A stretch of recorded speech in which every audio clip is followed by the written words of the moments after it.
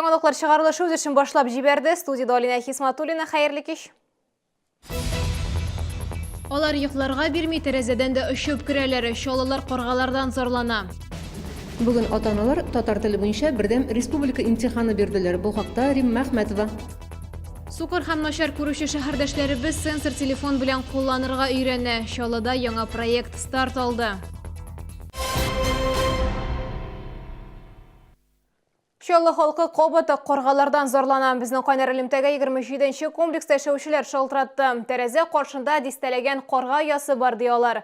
Йокларга кумучауладан тыш, алар яз көне тәрәзәдән дә очып керә башлаганнар. Тулырак алдагы материалда. 27-20 йортында яшәүче Инҗе Садыйкова инде берничә ел каргалардан интегә. Кыш оялары аның тәрәзә төбендә үк. Шау-шу тынгысыз ди ул. Иртә яздан безне урап алалар. Балкон ачарлык түгел. Менә кеше әкият сөйли дип әйтер инде бу программаны караганда, чөнки менә балконга кирип, мин аны ялтырап торган футболкама ташланып, куып чыгара алмадым. Чөнки тәрәзәмнең төбендә тора шушы агач һәм шунда каргалар. Без бу йорт каршында 20 карга ясы күрдек. Кешеләр әйтүенчә, кышлар ел сайын бу урында якыра икән. Яз кыналар усаллана, фатирларга чүп керә, кешеләргә һөҗүм итә. Якында гына балалар бакчасы бар. Каргалар аларны да чукырга мөмкин. Да, ворона одна из тех птиц, которая одна из первых строит гнезда и откладывает яйца. Сейчас уже вороны начинают откладывать яйца у себя в гнездах.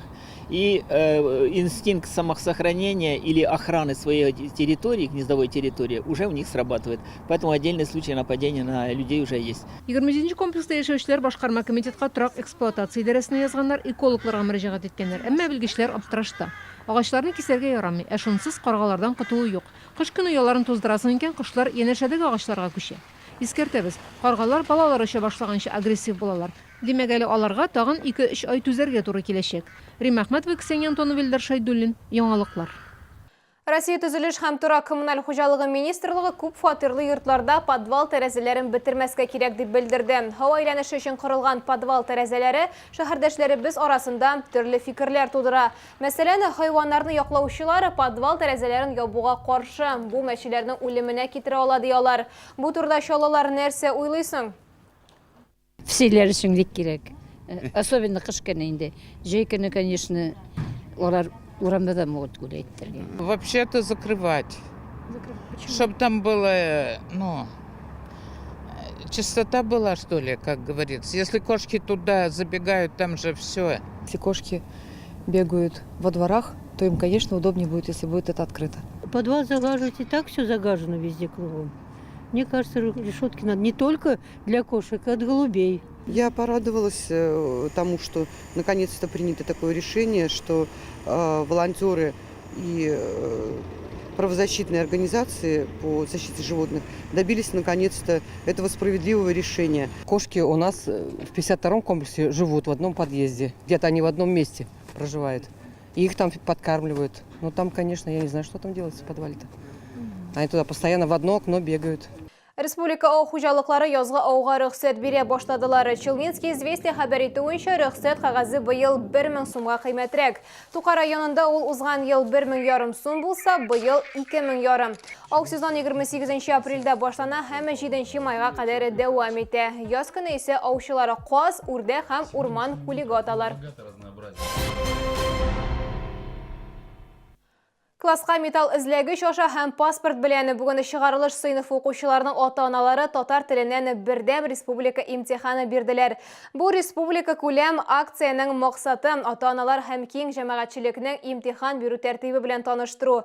Иң кыю әти-әниләр балалар орынында булып карадылар. Имтиханның барышы һәм нәтиҗәләре турында 53нче мәктәптән Римма Әхмәтова репортажы. Татар теленнән бердәм республика имтиханында теләгән һәр атана катнаша ала иде. Иң кыюлар 50-гә якын кеше җыелды. Аларның телне белү дәрәҗәсе төрлечә. Интернеттан тестирование эзләп карадым. Әз генә повторение карадым. Вроде бы булырга тиеш. Бөтенсен белмәсәм дә бирермен төсле инде. Барда өчен имтихандагы кебек ата-аналар шәхси әйберләрен калдырып металл эзләгеч аша узалар.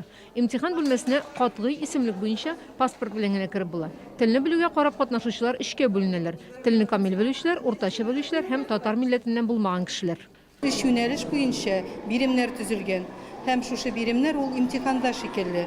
Üç ülüşten tura birimler. Lakin bugün biz onu imtihanda birinci ülüşün ötevini mecbur etip koyabız. Birinci birim ol türlü gramatik kategoriyalarını, kaidelerini bilүү, test formasında dürüst cevaplarını söylep alуу ülüşünden tura. Теләүчеләр бик күп. Бүген 50 кеше әлеге чарада катнаша. Һәм инде аларга уңышлар телибез. Сүз оңайына Нәркез Венер улы имтиханда бердән-бер әти. Хатын-кызлар кыюрак булып чыкты. Быел имтихан материаллары беренче тапкыр класста укучылар каршында бастырылачак. Моны ата-аналарга эшләп тә күрсәттеләр. Имтиханда үзеңне тоту кагыйдәләре аңлатылды, бланклар әзер, имтихан башлана.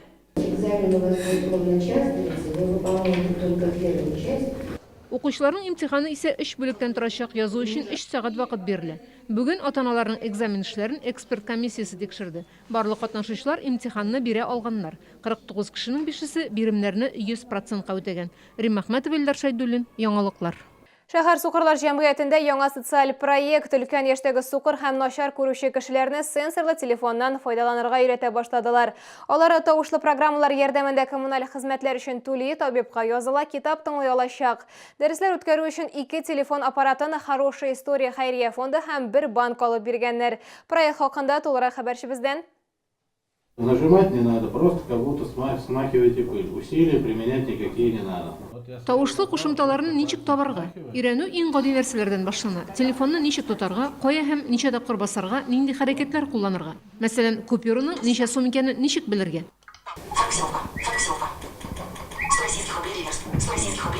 Бу төр аппаратлар күрмәүче кешеләргә интернет хезмәтләрдән файдаланырга мөмкинлек бирәчәк. Беренче шәкертләрдән Анурбек абый мондый дәресләргә бик тә шат һәм рәхмәтле. Көп яңалык бит хәр.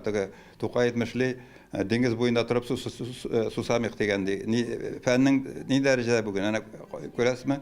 КамАЗлар йөриләр бит. Менә алла бирсә, бу да булыр әле сукыр кешеләрдә урамда йөргә өйрәнерләр. Балачак бездә акча гына юк, булмаса бөтенесе булыр. Мен шул гына бу проектта рәхмәт әйтәм, иң беренче өмет итәм. Менә 10 кеше шөгыльләнсә, Алла биргән булса, 10 мең кешегә өмет була бу.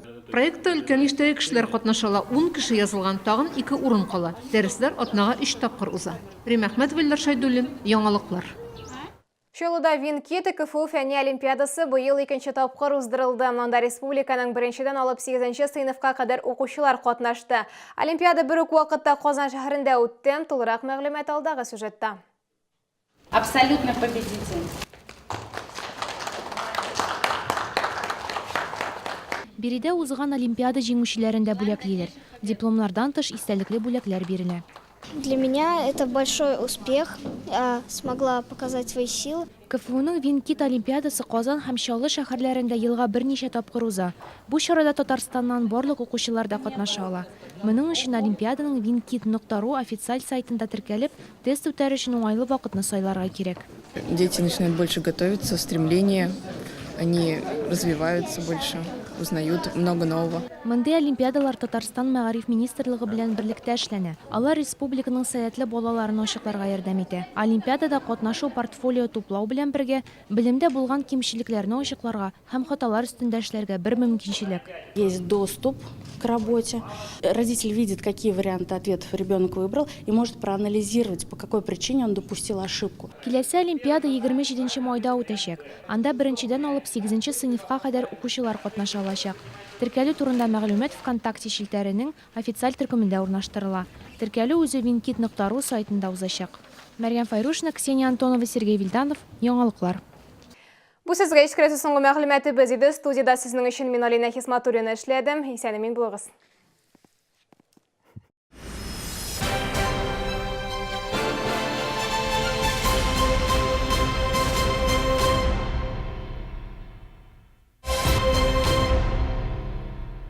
Всероссийская ярмарка в набережных Челнах продолжается. Мы с вами до 22 апреля. Приглашаем за покупками в павильон у гипермаркета «Мегастрой» рядом с 32-м комплексом. Альфа-клиник. Плазмолифтинг в гинекологии. Интимное омоложение и восстановление женского организма. Не пропусти! Большая распродажа настоящих фабричных шуб. Скидки до 50%. Рассрочка без переплаты. С 20 по 22 апреля в ДК КамАЗ.